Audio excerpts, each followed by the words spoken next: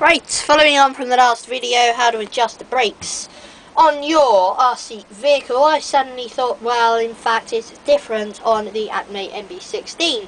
So I thought I would just do another quick tutorial on how to adjust the brakes on Acme's NB16 small-scaled buggy.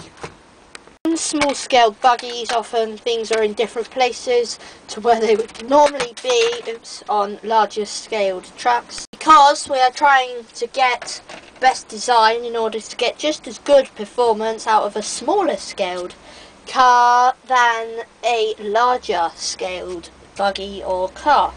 So, for example, the brakes on this buggy are in fact down there, and it is a different size brake pad as well.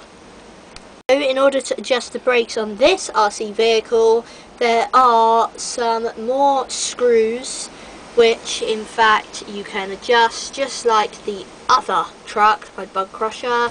So the same thing applies. There are these screws here, there is one and the other one is down there, and the same thing also, the brakes come just off of your central differential gearbox.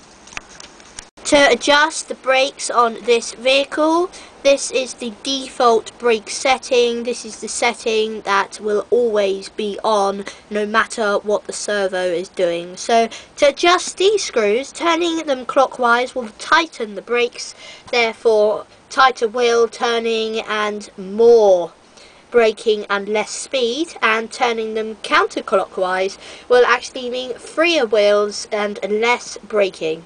Do not turn them too much counterclockwise. If you turn them too much counterclockwise, then the brakes will not be as effective as they should be when running your RC vehicle.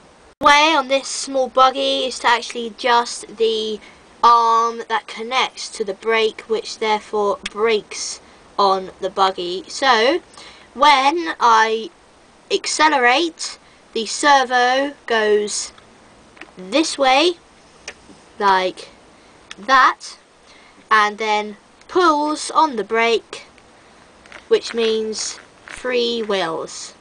When I push on the brake, the servo goes this way round and then pushes on the brake, which locks the wheels nice and firmly. So that is the braking. The way you can actually adjust the brake is to adjust the throttle trim on your remote controller. If you turn the throttle trim down, that would mean more braking, and if you turn the throttle trim up, that would mean less braking and more speed. Once again, please remember, when adjusting your RC vehicle, always make small adjustments at a time.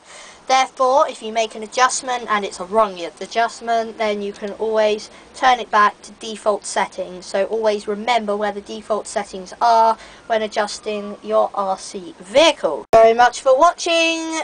No more action videos now for a few weeks.